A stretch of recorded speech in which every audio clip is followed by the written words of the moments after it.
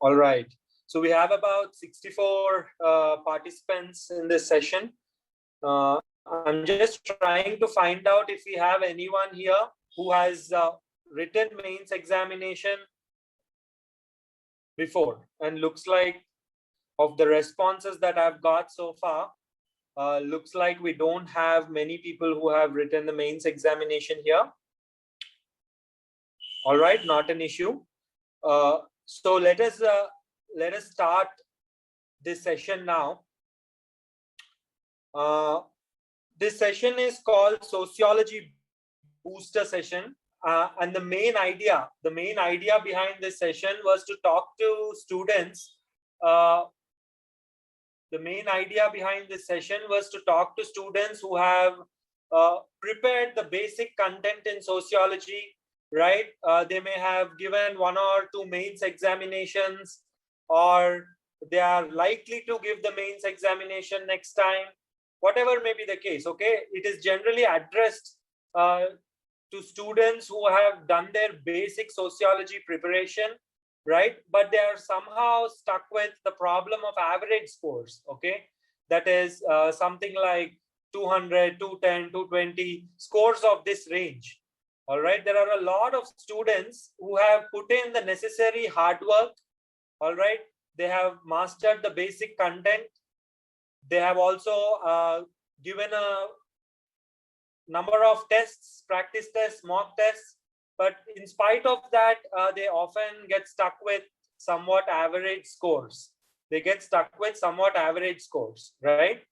So what you need to understand is that to pass in this examination, or to get a good rank in this examination, you need something like 300 plus. You need something like 300 plus in your mains examination. All right, in your optional subject. Only then can you really get a rank. Okay, how much ever you prepare for your GS 1, 2, 3, if you do not do well in your optional ethics and essay paper, it is said that you cannot pass this examination. And out of that, out of all the papers that you may be giving in your mains examination, by far the most important papers are your optional papers, right?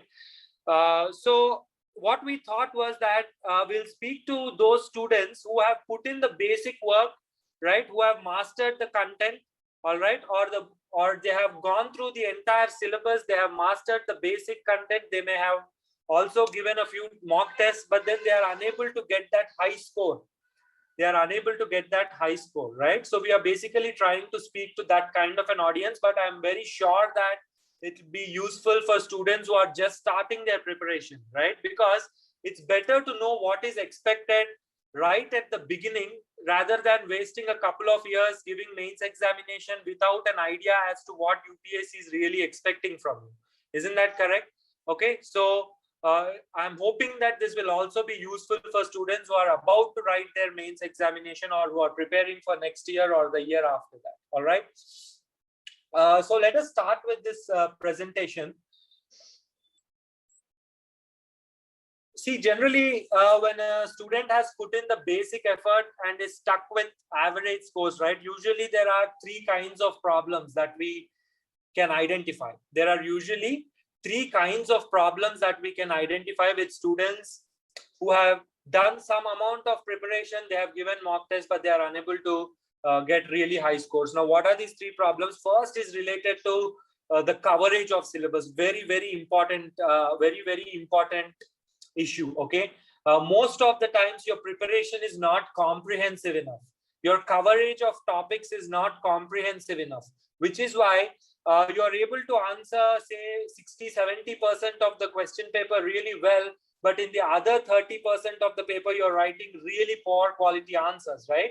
So you, really speaking, you're only attempting 60% of the paper, and the rest 40% is simply you're just writing whatever comes to your mind, and it has no sociological perspective. You have no clarity on these concepts, right? And when you don't prepare for something in advance, it usually shows in your answer script, and you are likely to get very poor marks in about 40 to 50% of your paper, and that is why you may be getting average scores. Okay, so comprehensiveness of coverage is one problem that we could usually identify with aspirants who are stuck with average scores. there are second types of, there is a second set of issues, and this is usually related to your answer writing skills. All right. Now, students may have prepared for the content, but they do not really write the answers that the examiner is looking for.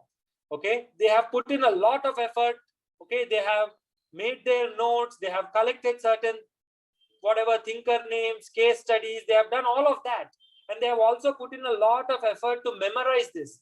But are you really giving the examiner what the examiner is looking for?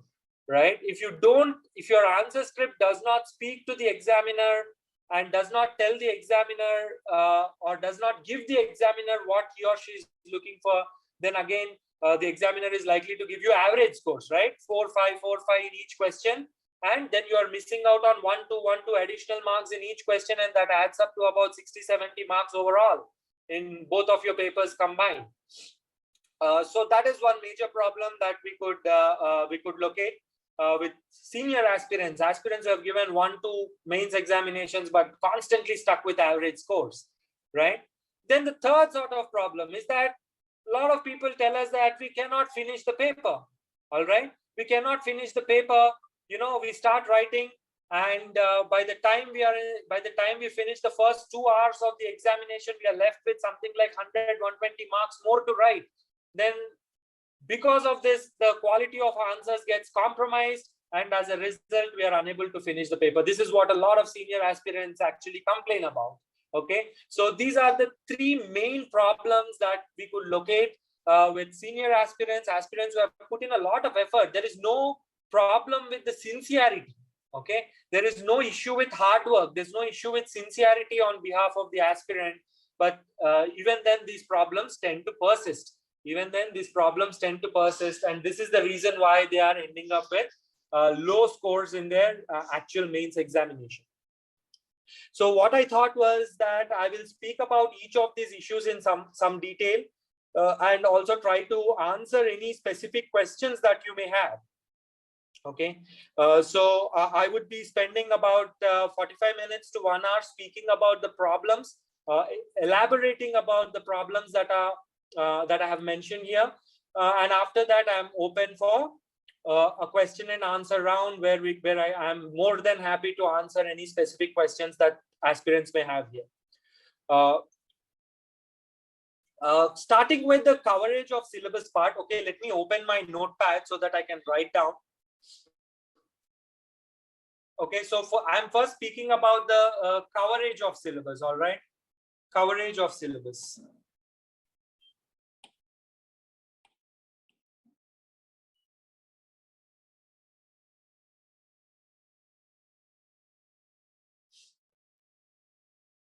Coverage of syllabus, right?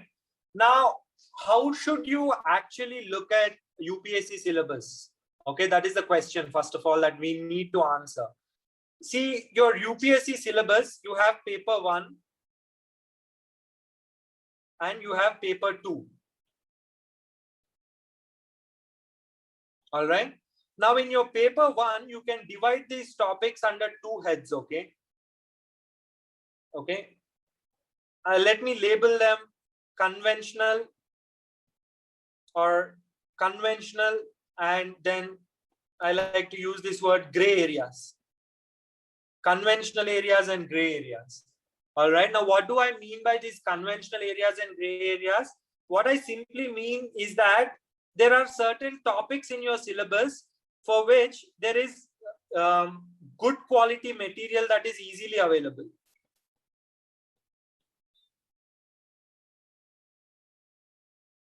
Good quality material is easily available. Okay. Now, any UPSC bookstore that you go to, you may find this coaching notes, that coaching notes, this topper's notes, that topper's notes, right? There is no dearth of material in the market. But if you take these books and actually pay attention to what is there in these books, okay, including a lot of quote unquote popular coaching institutes, right? You would find that there is a good coverage of certain types of topics, right? For example, you would find that Marx and Durkheim, if there are 2 thinkers, Marx and Durkheim are comprehensively covered. But then when you go to Weber, for example, it's not comprehensively covered. If you simply read those notes, you won't be able to really understand what Weber is trying to say. Okay. Then if you go further, you will find that notes on Talcott Parsons. Okay. These are all thinkers in your paper one. Okay. For those who do not know, you would find that it's very difficult to find good notes on Talcott Parsons. All right. If you read any coaching notes or topper material or whatever is the textbook that is available in the market, you will not be able to understand what Parsons is really trying to tell you. This is a huge problem. Okay. Again, when you go to Robert Merton, you are able to find good quality material. But G.H. Mead, no. Okay. G.H. Mead, you are not able to find good quality material. In fact, I have come across certain material which I picked up from very popular bookstores in Delhi where patently wrong things are written about some of these thinkers. Okay. Patently wrong things are written about some of these thinkers. So if a student is really relying on this material, there are certain types of topics which I am calling gray areas, wherein you will not find good quality material. You will not find good quality material. And when there is no good quality material, usually students end up writing poor answers because they don't have any clarity. There is no conceptual clarity because the material itself is so poor that they don't have any conceptual clarity. Now, again, in your paper 2, there are traditional Indian sociology topics. Okay, and then there are unconventional topics. There are unconventional topics. All right. Now, what are these traditional topics? These are the sort of topics on which a lot of sociologists have a lot to say. All right. For example, stuff such as caste, tribes, family, religion. These are the sort of topics which are usually classical areas of Indian sociology. Okay. If you go to any good university to study sociology at an advanced level, most of the active researchers in sociology are actively working on these topics. Okay. But then there are certain topics where Indian sociology is quite silent, but these are included in your syllabus. All right. So that is the problem. Say, for example, what comes to my mind is, say, rural development. Okay, or agrarian transformation. Very few scholars. Agrarian transformation. A lot of scholars that you end up quoting in your examination, which are to be found in your traditional coaching material, they are actually economists who are writing about issues of sociological relevance. So you would find that there is a severe, there's a silence within Indian sociology on certain kinds of issues. For example, issues such as working class. Okay, working class and labor issues. Working class and labor issues, right? There's a silence. There's a kind of a silence within Indian sociology, which is why nobody is able to tell you what exactly to write. Okay. Another topic, population. Population. A lot of silence on this issue. Okay. Not many active scholars in the field of demography in Indian sociology, right? So there are certain types of topics which are very unconventional, and these are unconventional because Indian sociologists generally have not been active in these areas, right? But the trick here is to grasp concepts which are interdisciplinary in nature. A demographer may be writing something, a regional studies expert may be writing something on urbanization, okay? Or a developmental economist may be writing something about agrarian transformation in India, right? So the trick here is to not look at sociology as an isolated discipline, to look at sociology as a part of the larger constellation of social sciences disciplines and try to draw perspectives from other social sciences disciplines and incorporate them in your notes. Okay, so that is one way in which you can enhance your content. That is one way in which you can enhance your notes. So I hope I'm making sense to students here. This is one aspect, right? This is one aspect. Now, here in the presentation, I have divided the syllabus into 3 parts. Okay, that is there are direct theoretical and conceptual questions, and majority of candidates have a good grip on these aspects, right? Then there are application based questions. That is, these topics themselves are very application based. That is something you may have learned about a concept or a theory. You are supposed to apply it to some issue. You are supposed to apply it to some issue, right? Say, for example, a topic such as social movements. Okay, there is no specific social movements theory. Of course, there is. Okay, but that's at a very high level, right?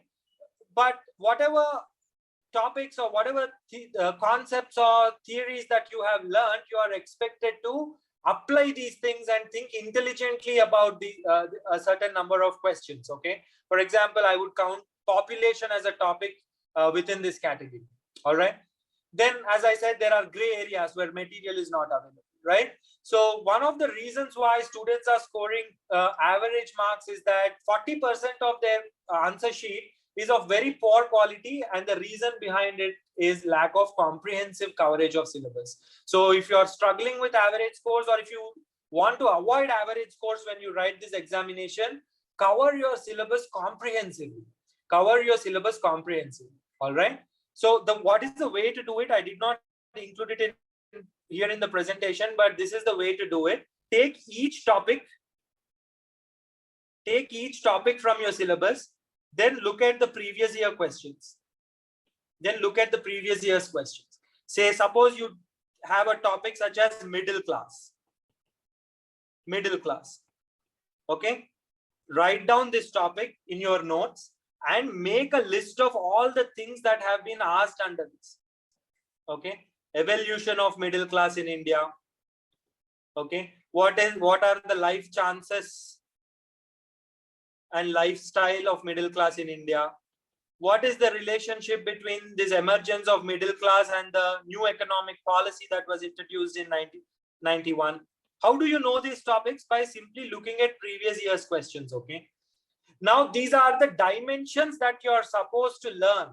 These are the dimensions that you are supposed to be aware of within these topics. Okay. Now, some student, I think, is asking previous year's questions from which year. Okay. I would suggest 25 years. Okay. I would suggest 25 years. But if you're unable to do it, at least do it for 15 years. At least do it for 15 years. Okay. I would suggest that you note down previous year's dimensions for at least 25 years. All right. For example, there was a question that was asked, okay, that rural society is faction ridden. Okay. Recently it was asked. Now, this question used to be asked in your 1990s. Okay. They suddenly pick up this question and ask. Okay. Then S.C. Dubey's contribution to sociology in India or whatever. There was a question like this in 2019. For 20 odd years, UPSC had simply forgotten about S.C. Dubey, and suddenly they asked this question in 2019. So there's always a chance. There's always a chance that they would ask you questions of this nature. So try to look at your syllabus, try to compare it with your previous year's questions, at least for 25 years, and try to write down. Okay, if you have this list of all the topics or all the dimensions that you are supposed to prepare, that is an excellent start. That is an excellent start to your preparation cycle. You must have this. Okay. Is there any book for previous year's questions? I would suggest New Vishal Publications. New Vishal publication, previous year's questions, if you want to do it from 1970s onwards. But if you want to do the last 25 years, please contact the Law Excellence office, and they are providing it free of cost to anybody who's asking. Law Excellence has a very nice compilation, topic-wise compilation.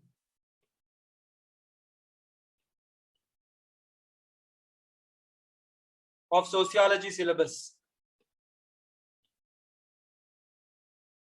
Okay. I suggest that you get this because the material that is available in the market, they do a shoddy job. Okay.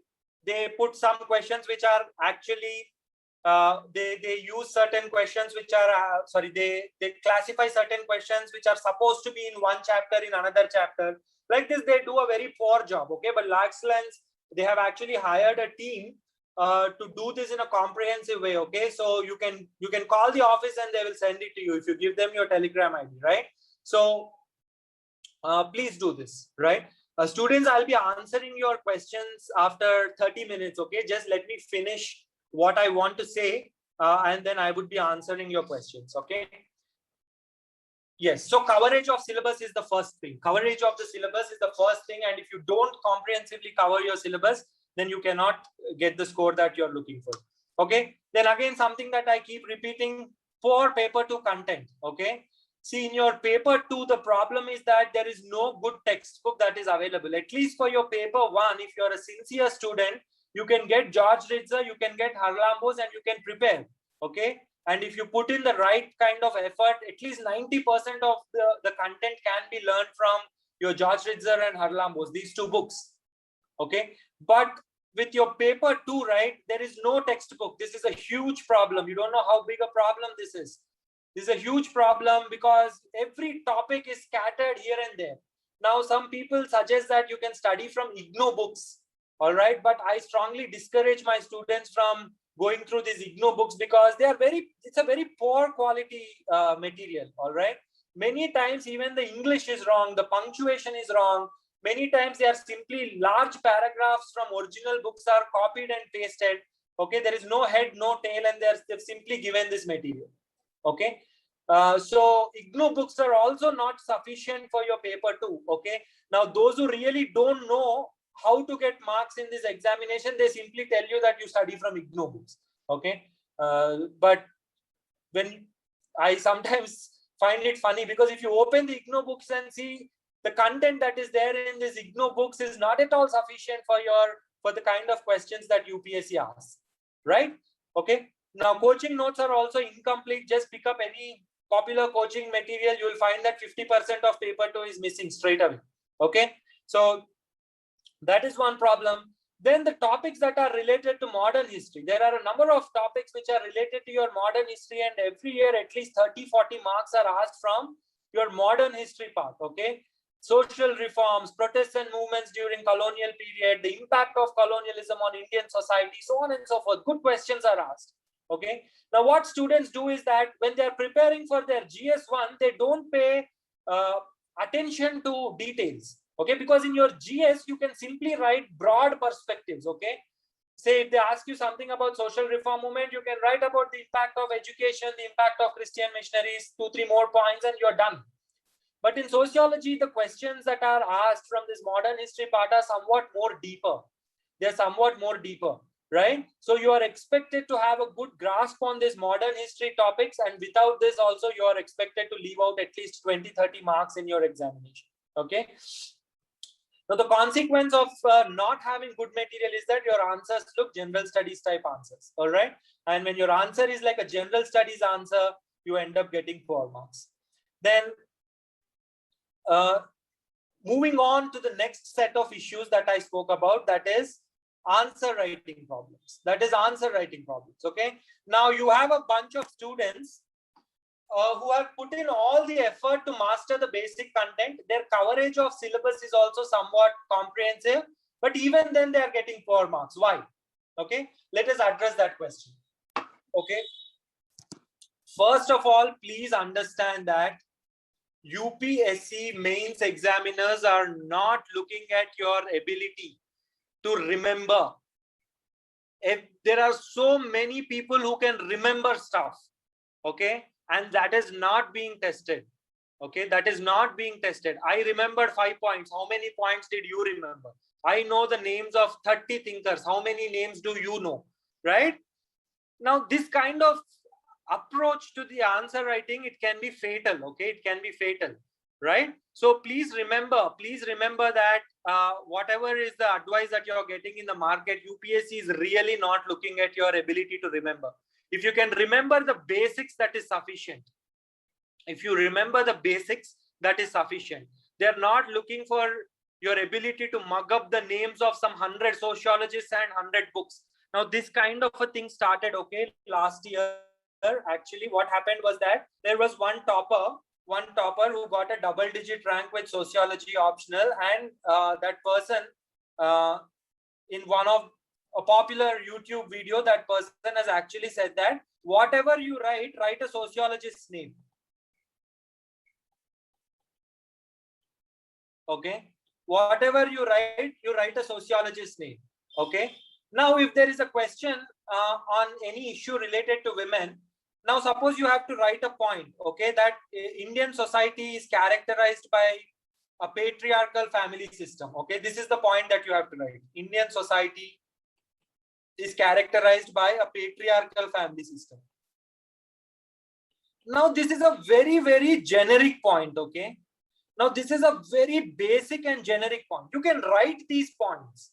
Okay, but now what that particular topper advised is that you add the name of a sociological thinker. You say that so and so person said this. Okay, so what students started doing was that they started collecting names. Okay, so they would say that something like, according to Nivedita Menon, because they know that Nivedita Menon has written a book on gender and feminism. Okay, so they would say that according to Nivedita Menon, Indian society is characterized by a patriarchal family system. All right, they started doing this. Okay, now do you really think that writing Nivedita Menon's name would fool the examiner into believing that you have read her work? It wouldn't. Okay, it wouldn't, right? So don't believe that writing too many names of certain thinkers or remembering the names of books or remembering points, this is not what UPSC is looking for, right? If you forget this, then you will be stuck with average scores. Okay, get this in your mind that this is not a memory based examination. Okay, then next one, this is also an epidemic that started some 2 years back, because one of the toppers, All India Rank 1 or someone, he told students that if you have to write that there are certain economic angles, social issues, political issues like this, right? If you have to write this, instead of writing it directly in points or in paragraphs, you draw a diagram. That is what was suggested. Okay, so what students are doing last year, if you look at any mock test paper, instead of writing the content, everybody draws one circle like this. Okay, and they say factors affecting so and so, and they write political factors, social, like this. Do you really think the examiner is going to be fooled by this? Okay, do you really think the examiner is going to be fooled by this? They won't be fooled. Okay, so UPSC, the point that I'm trying to tell you is that UPSC is not looking for your ability to make some fancy diagrams or draw some flow charts or whatever. If you draw them, well and good, they won't penalize you for it. Okay, but if your content is very poor and you're drawing a lot of schematics, then that is of no use. Then that would be of no use, right? So please remember that UPSC is not really looking at your ability to memorize or draw diagrams. What UPSC is looking at, please pay attention here. Okay, I can't emphasize this enough. It is looking at your ability to understand something and apply it to contemporary society. Okay, so if you broadly think about sociology as the study of society, what UPSC is looking at is, are you able to understand various concepts that are given in your syllabus, and are you able to look beyond the books and intelligently apply these concepts to the society around you? This is what UPSC is looking at, and students who are able to do this will get good marks. Okay, students who are able to do this will get good marks. Okay, so I let me repeat this again. Okay, because this is the most important point. Are you able to clearly understand what is given in your syllabus? Are you able to apply this to something that is happening in the society?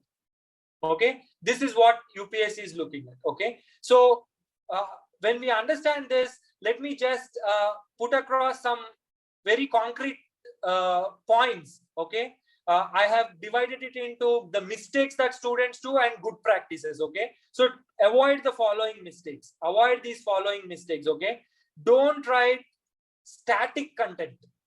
Okay, please remember that if there are 1200 students who are giving this examination, if there are 1200 students who are giving this examination, most of them are using the same source.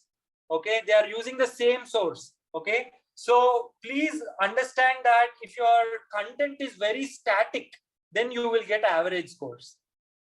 If your content is static, okay, if they are asking you something about marks, you are just simply writing what is given in the coaching notes, you will end up getting very poor marks. You'll end up getting average scores. Okay, so please realize this fact that static content, only static answers will give you very poor marks. Okay, first one. Second, as I've already told you, writing too many names of the thinkers, right? Okay, it will only make your answers very mechanical. Okay, if you have a perspective of a thinker, write it. Just simply don't vomit the names of thinkers in your answer paper. Okay, if you really know something interesting that a particular thinker has said, and it is a very prominent thing that he has said, and it is related to the question that is asked, only then write the thinkers. Okay, then third one is that what some students do is that they have written the mains examination once or twice and they are getting poor scores, they are getting average scores. So what they understand is that somehow their content is very bad. Okay, or they believe that their content is not good enough. So in that process, what they do is that they pick up more and more books. They spend hours and hours reading more and more from original sociological thinkers. Okay, and they end up making their content very complex. They end up making their content very, very complex, right? Now the point is that there is no return to this complex content. Okay, because your UPSC examination, the level of this examination as mentioned in the notification is at the BA honors level. It's at the BA honors level. Okay, so what a student in a good central university, and take Delhi University as the model. Okay, because whatever is being taught in Delhi University is there in your UPSC syllabus. Okay, BA Sociology honors syllabus of Delhi University is the level at which you have to prepare. Okay, so don't make your content very, very complex, right? That is not required. You need good content. You don't need complex content. You need good content, but you don't need complex content, right? So bear in your mind that your answer should not be static. Don't mechanically write too many thinker names, and don't make your content very complex. Keep your content simple and to the point, right? Then I already told you, don't overdo diagrams. Yes, then there is a problem. One-dimensional answer, right? What students do is that if there is a particular question and that particular issue may have many different dimensions. Okay, there may be a dimension that is related to the value system. There may be a dimension that is related to religion. There may be an economic dimension. There may be a historical dimension, right?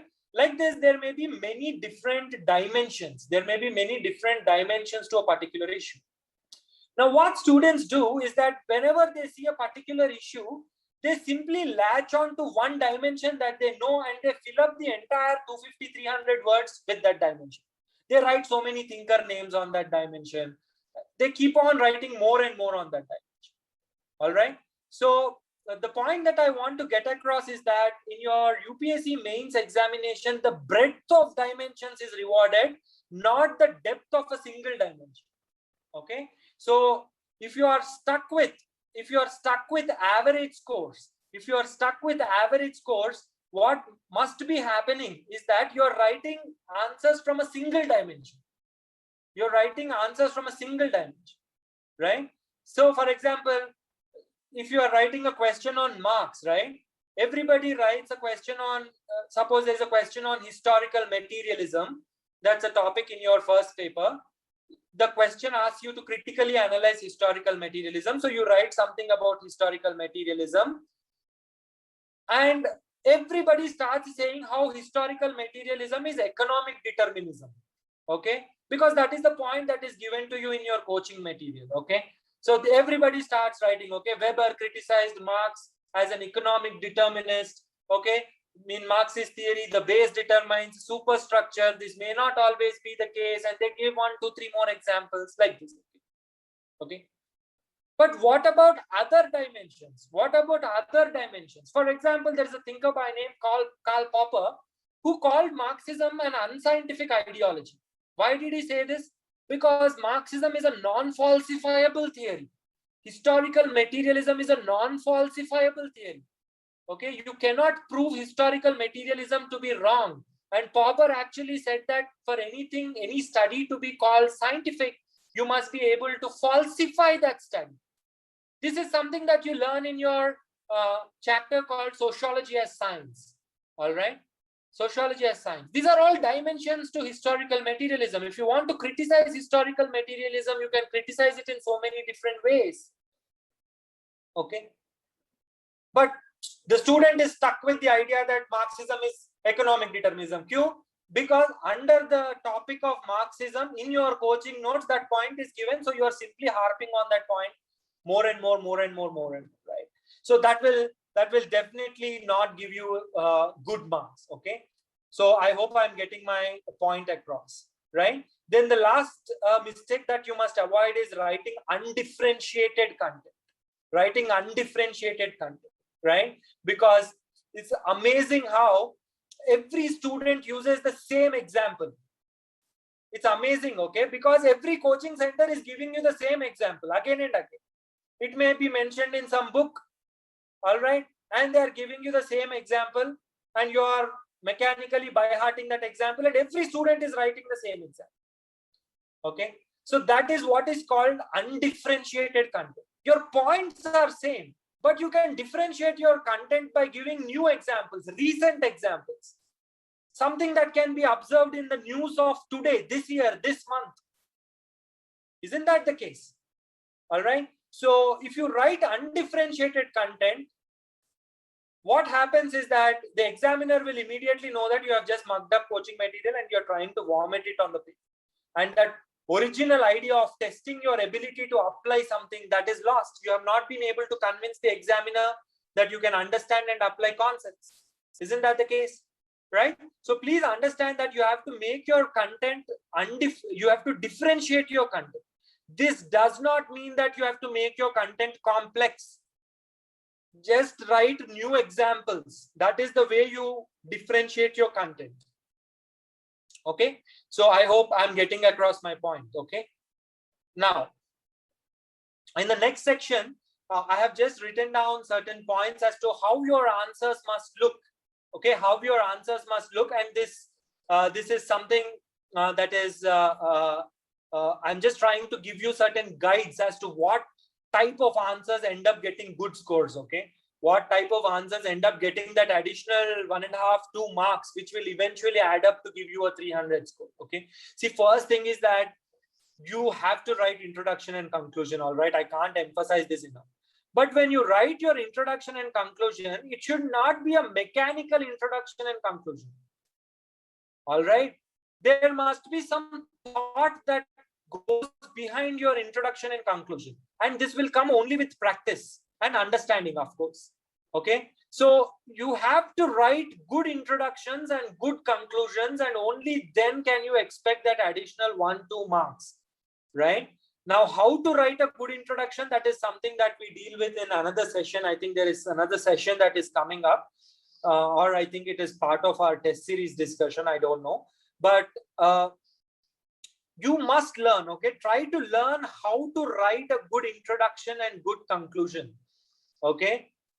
Very important. And all of your answers must be in this IBC format, introduction, body, conclusion format, okay? Don't label it introduction, body, don't label it. It should look like one solid answer with a good introduction, comprehensive body, and a conclusion that stays with the examiner.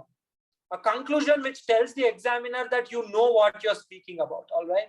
So this is a very important skill, because body everybody is writing. Okay. That is what we can observe when we look at tests, when we correct test series answers. Everybody more or less is able to write the body, but very few people are able to write good introduction and conclusion. And only when you write good introductions and conclusions, you would get those additional marks. Then second one, okay. Now, what students do is they write what they know. Suppose there is a question, okay. There is a question, something of this sort, okay. There is a question, something of this sort, that is Durkheim's study on suicide scientific?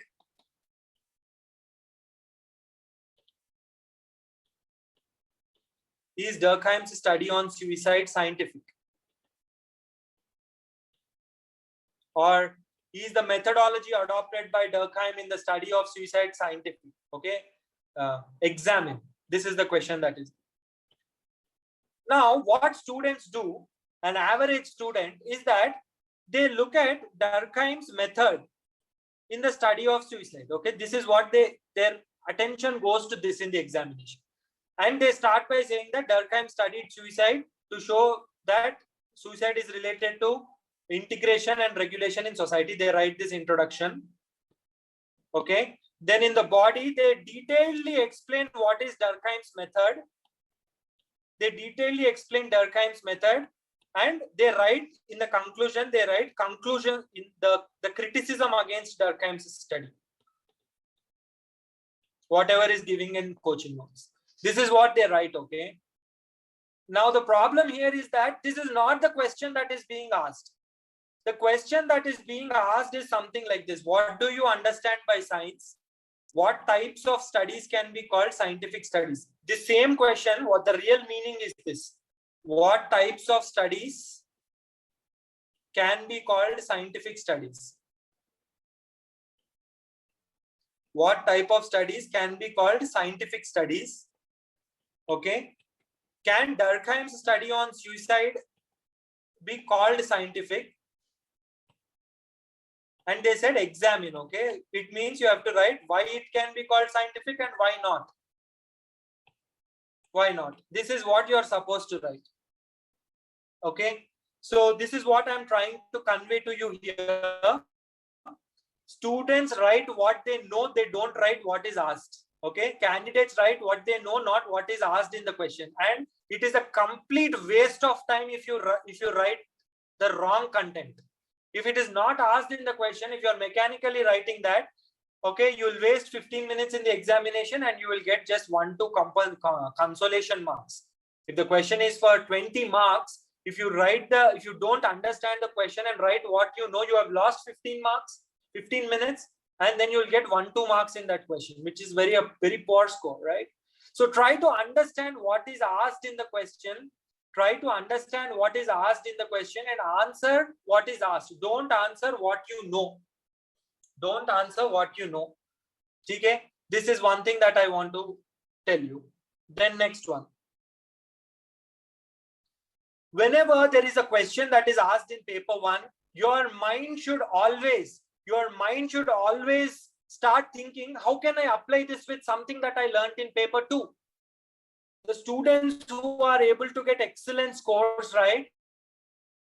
They are the ones who are able to effortlessly do this paper 1, paper 2 interlinking, guys. Yes, I can tell you this by reading toppers answer scripts that are available in public. Okay, those students who are able to effortlessly connect paper 1 and paper 2 in novel, interesting ways, they are getting very high marks.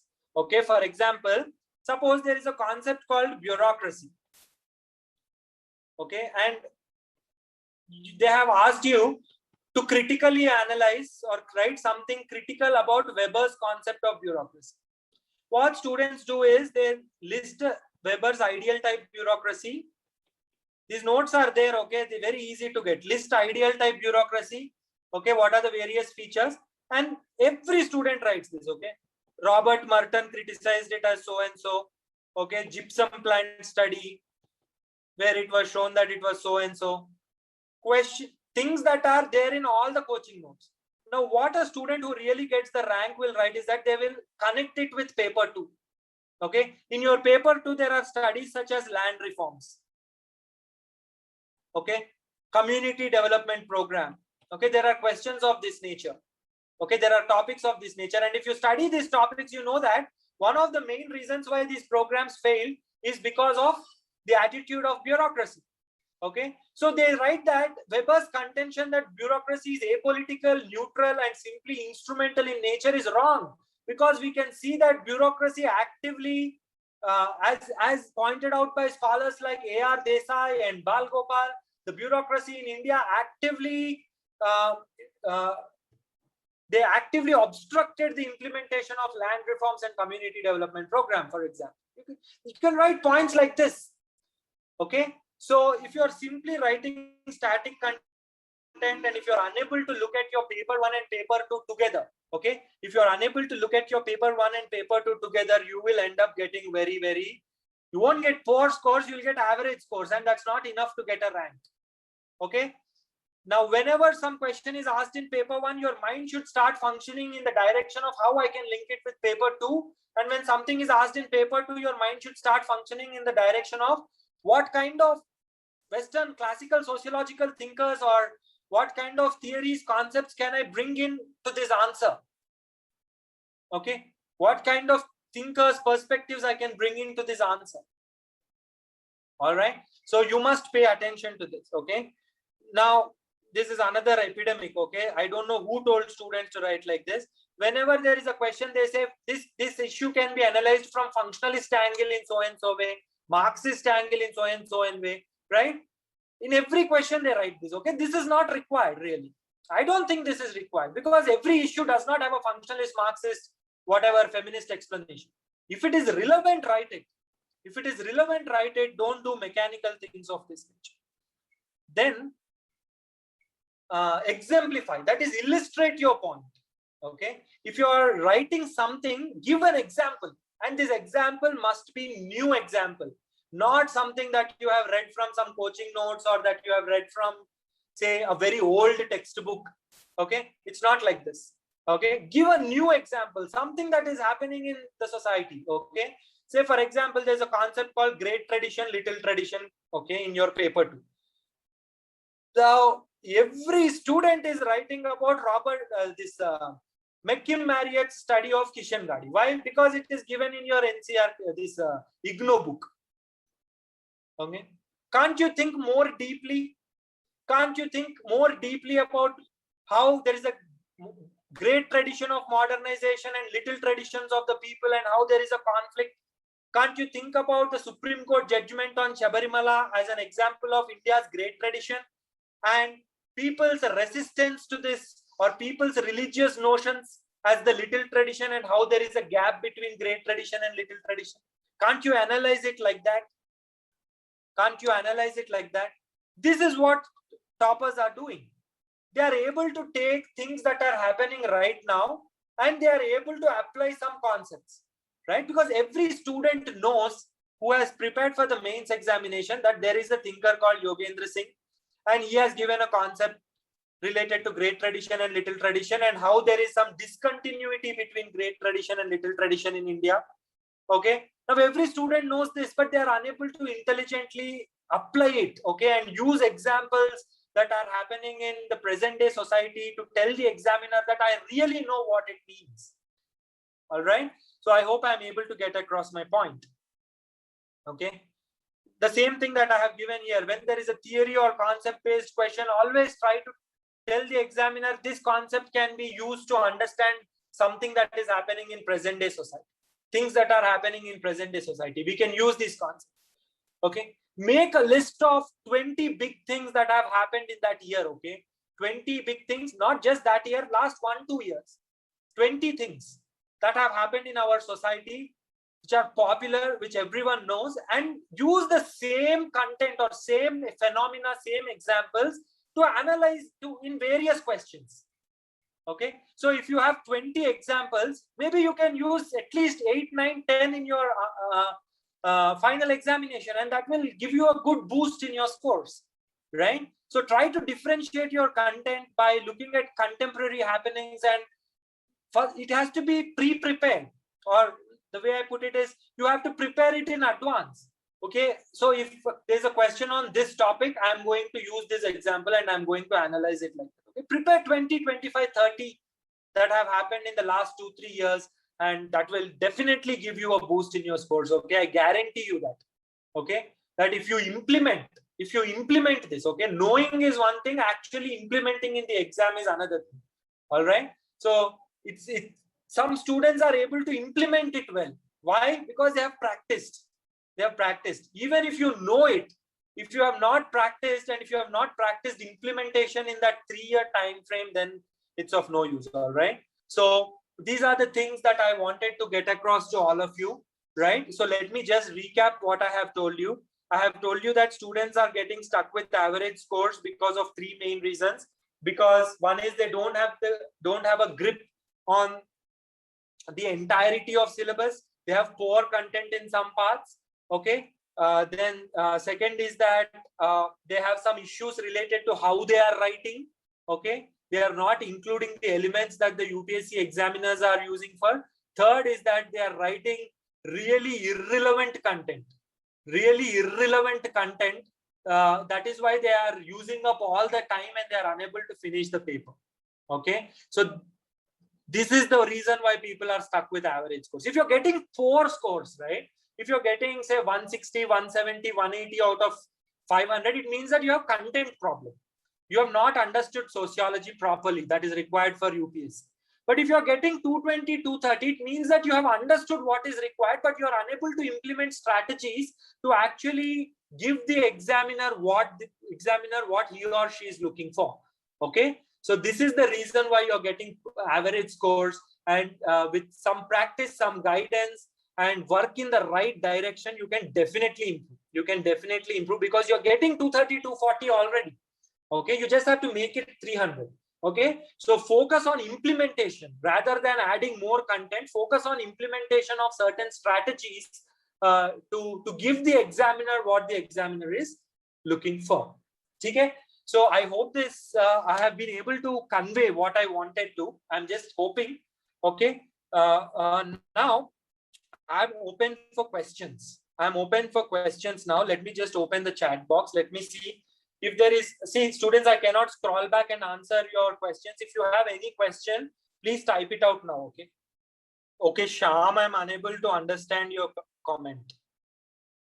Can we use movie reference as an example to a concept? Maybe you should not do it. Okay, it looks, I don't know. I suggest that you don't do it. Okay, but if you can't think of anything else, it's fine. These movie type examples you should give in your GS4 paper. Okay, there it is appreciated. Here, keep it a little academic, right?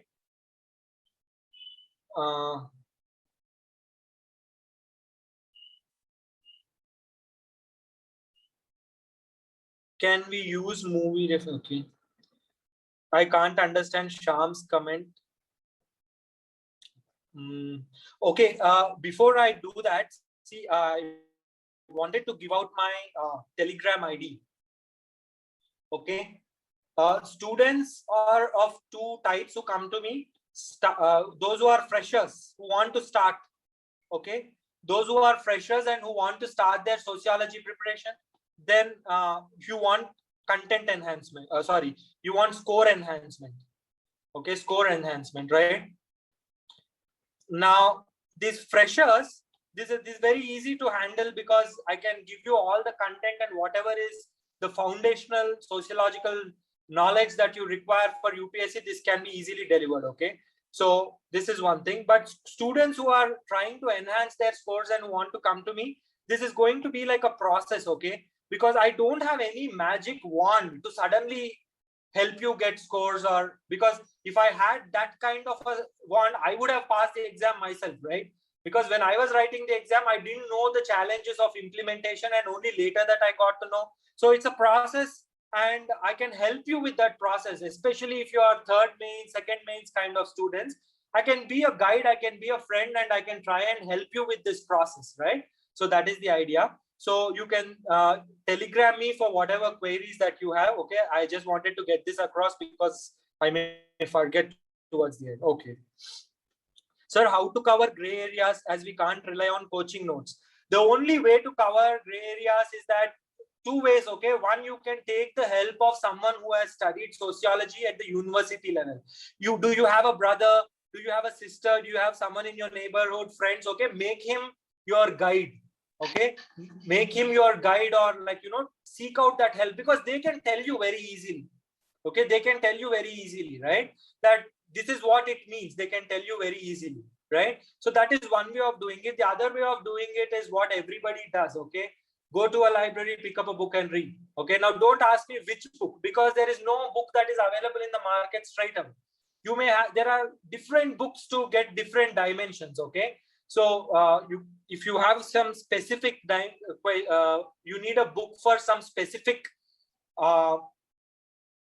if you need a book for some specific topic, then you can please contact me on Telegram and I'll let you know. Okay. See, this is what it is. I have told the entire Ramayana, and now you are asking suggest standard books again. Okay. For your paper one, the standard books are George Ritzer. Okay. George Ritzer and Harlan Bose. Okay. 70 to 80% of your syllabus you can cover from these two books. Okay. George Ritzer and Harlan Bose and Holborn blue color book. Okay. If you get these two books, 70% of the syllabus, 80% of the syllabus you can cover, right? But for your paper two, there is no single standard book that you can read from.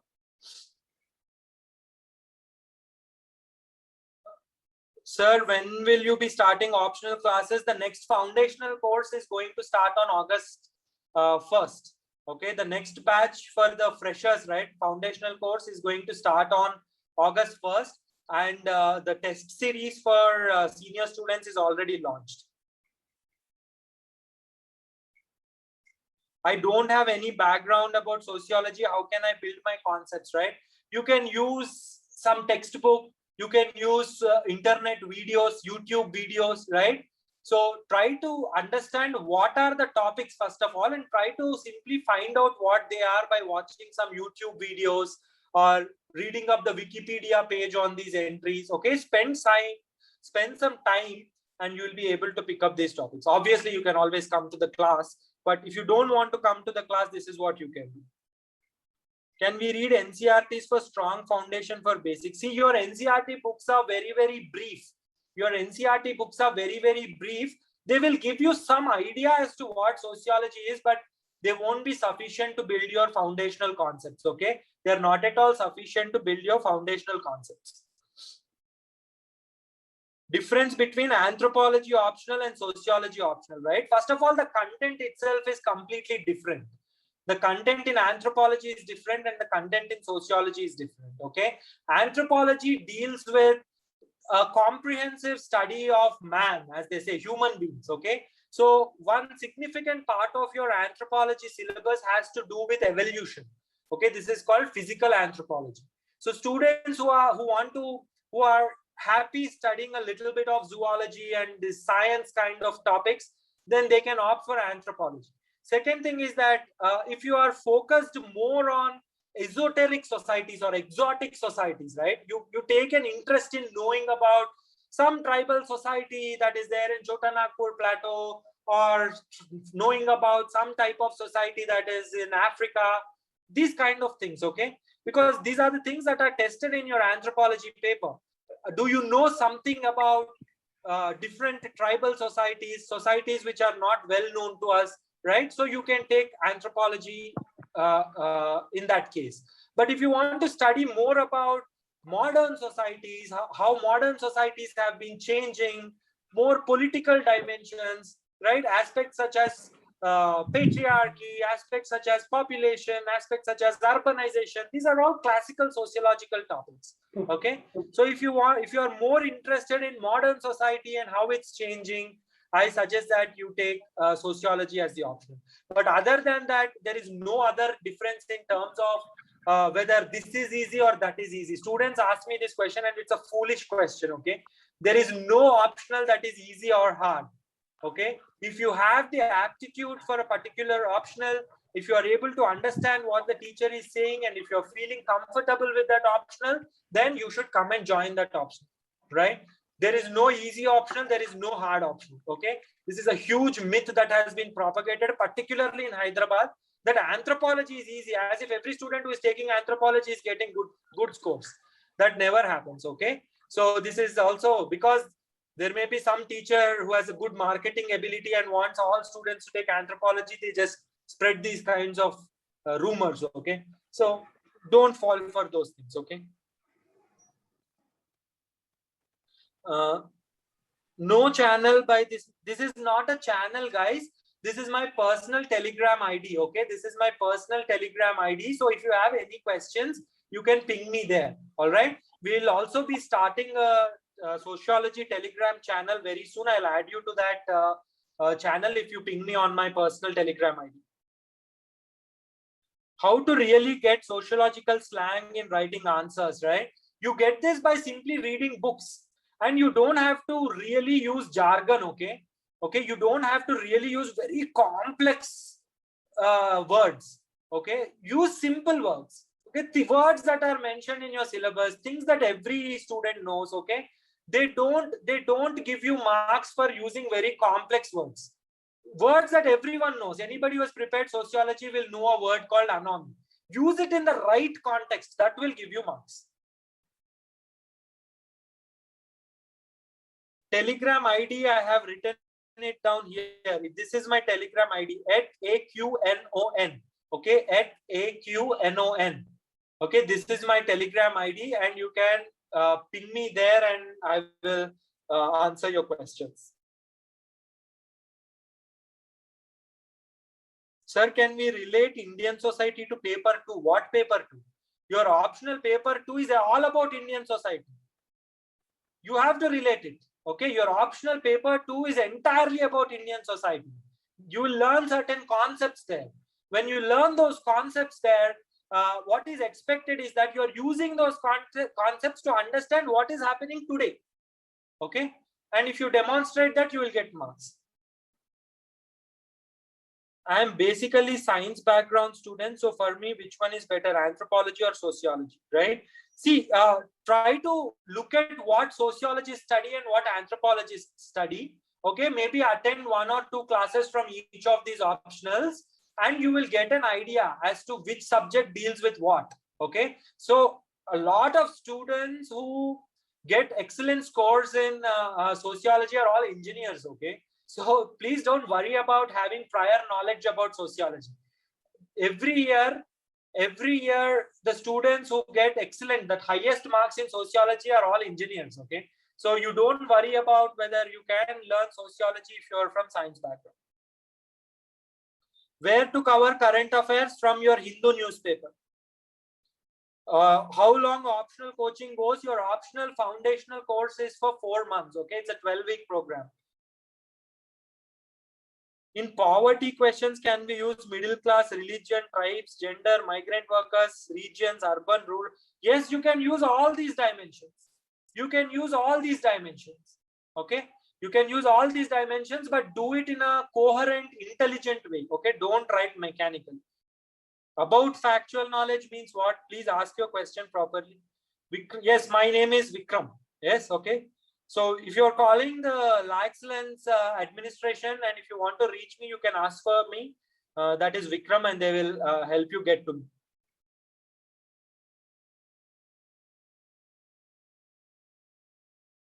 I have written this down, my personal Telegram ID. Let me write it properly. Okay.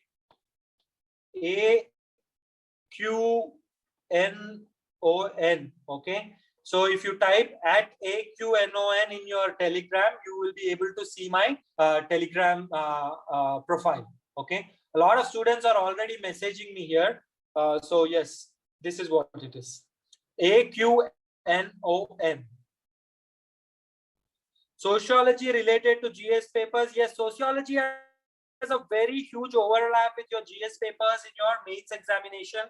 Every year in your essay paper, at least one question is from sociology, directly from your sociology syllabus, 125 marks. Okay, in your GS1, you have Indian society, at least 70 marks. In your GS2, you have developmental issues, health, education, aspects like that, at least 50 marks. GS3, you have land reforms, agrarian transformation, issues like that, at least 30 to 50 marks.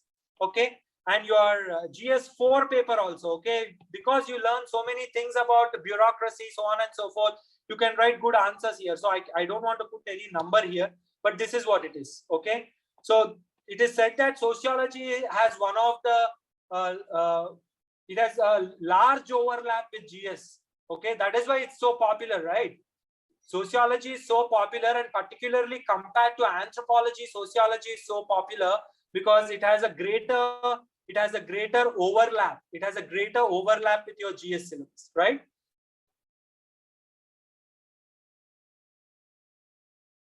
Unrelated to sociology, but sir, please take one class on answer writing. Okay, fine. That I will we'll discuss about this with the institute. While preparing for sociology, is it important for us to consider contemporary issues. How to cover these issues from newspapers? Explain to me. See, first of all, you have to learn the concepts in sociology, isn't it? If you don't know what are the core concepts in sociology, you won't be able to identify in your newspapers what is sociologically relevant and what is not. Isn't that the case? The first thing is that you must clearly know all the concepts that are given in your syllabus. You need a good grasp over these concepts. That is the problem. You can't prepare for current affairs before you learn sociology basics. Only after you are able to master the foundation course, okay, only after you are able to master all the aspects that are given in your syllabus, okay, only then when you read the Hindu paper, you will be able to know that there is some news and you are able to immediately locate that, yes, this is related to this chapter. Okay, before you started your UPSC preparation, there used to be headlines like this, right? RBI cuts repo rate by 20 basis points. RBI cuts repo by 20 basis points. Did you understand what this is before your UPSC preparation? No, right? You don't understand what this is before your UPSC preparation because you don't know what is monetary policy. You don't know what is repo rate. Same with sociology. Once you are able to master the basic content, basic concepts in sociology, when you read your newspaper, you are immediately able to locate what is an important aspect related to sociology. Okay, this is a process. It is a process through which you pick up this skill of relating sociological concepts with contemporary events.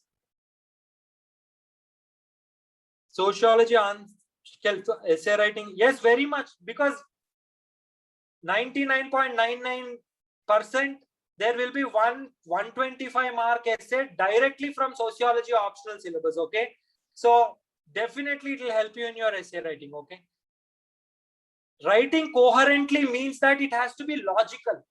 It has to be logically arranged. One thing should lead to another thing.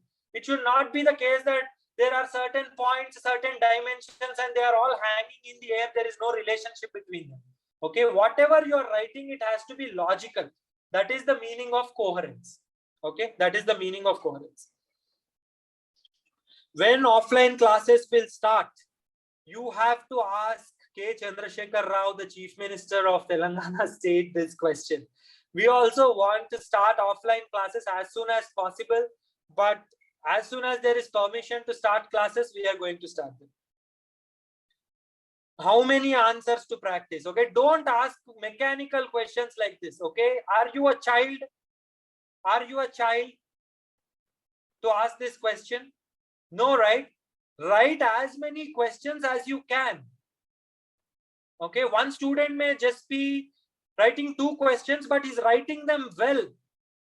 Another student may have to write 5, 6, 7 questions to master the content. Okay, so depending on where you are in your preparation cycle, you have to write questions. Okay.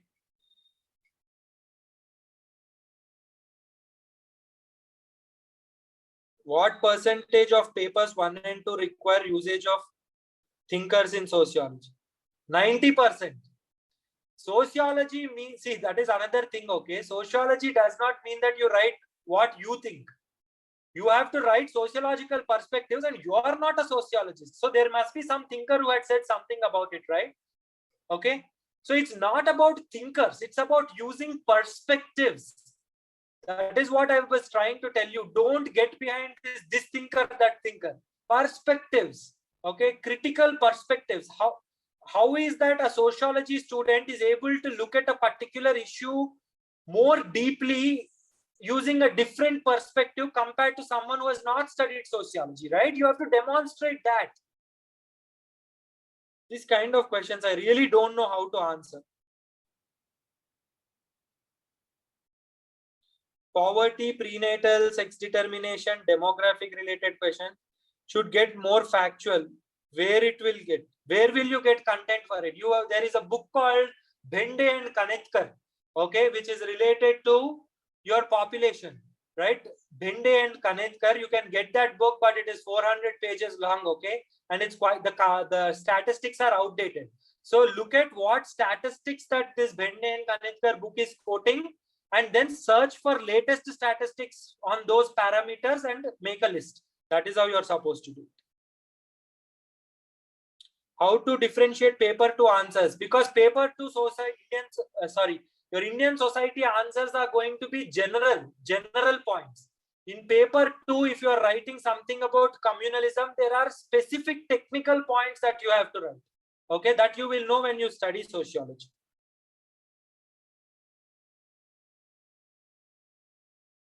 Will the optional classes be offline? Okay, the optional classes which are going to start from August 1st onwards will be held simultaneously in online and offline mode. Time management, okay. Are you asking me about time management in the examination, or are you asking me generally in your preparation? Can you please clarify this, Naresh? Can you prioritize topics for better scoring? Okay, this is again the same type. I am telling you that you need a comprehensive coverage of syllabus, and again you are asking this question. Okay, are you able to understand what I'm trying to tell you? You need a comprehensive coverage of syllabus. This important topics business will help you write 150 to 160 marks very well in your exam. But what about the rest? You will write very poor content there and you will end up with average scores. All right. So don't get into this business of more scoring topics, less scoring topics. Every topic is important. Every topic is important. Where is the info about La Excellence Sociology test series? Okay, it will be put out. Okay, it will be put out soon. Okay, there is a phone number that is given to you. You can call that phone number and inquire. Okay. In totality, can I depend on your class? No, you cannot. यार मैं वही बोल रहा हूँ, तुम बार-बार वही पूछ रहे हो. In 4 months, I am going to teach to you what is learnt in 4 years in DU. Okay. All your content and how to apply this content and all the perspectives will be delivered to you. It is your job to read the newspapers, collect the necessary current affairs and interlink what I am teaching you with those current affairs. Okay, मैं वही आपको बोलने की कोशिश कर रहा हूँ, ठीक है? It's not sufficient that you take one sir's notes, because today is in July 2021, you are attending my class. Okay, how can I preempt what will happen in the next year? It is your job to read the newspapers, find out what is happening, keep adding this content to a separate book and analyze that issue and try to see into which part of your sociological analysis you can add that example. That is all in your hands.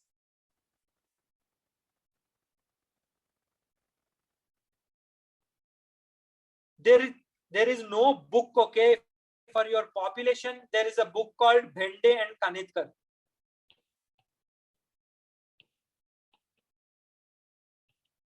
Just type Bhende and Kanetkar in Google and type population, you will get a book. This is the book which is suggested as textbook in Delhi University, okay, at the BA level. You can get that book, but the statistics are all outdated. 1991 census is the last statistic. See what statistics, important statistics they are mentioning, and collect 2011 census statistics for that. That is enough. Apart from these 2 standard books, for static content, my notes are more than enough. That I can promise. Approximately middle of July, offline classes can start. Is K. Chandrasekhar Rao in this session using a different ID? I don't know. Yes, as and when they are started, it won't be a secret. All of you will know. Optional book name. PSIR book. How do I know? This is sociology optional orientation, ma. Students are like, so I don't know what to say. Approximately how many thinkers? Ye thinker business. After repeating so many times also, you don't understand. Okay, see, there are 6 thinkers in your first paper. Okay, and there are 5 thinkers in your second paper. Okay, total 11 thinkers you have to learn.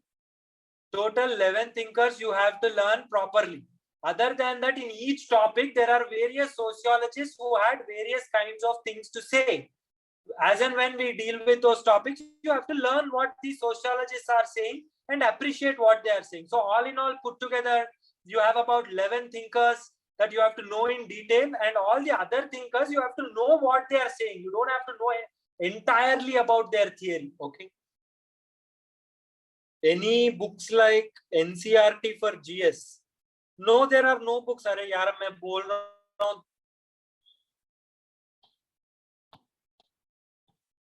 See, there are two basic books for your paper one. Okay. For your paper one, there are two basic books. George Ritzer, Sociological Theory. Okay. You can read the thinkers part from here. Then there is a book called Harlambos and Halbom.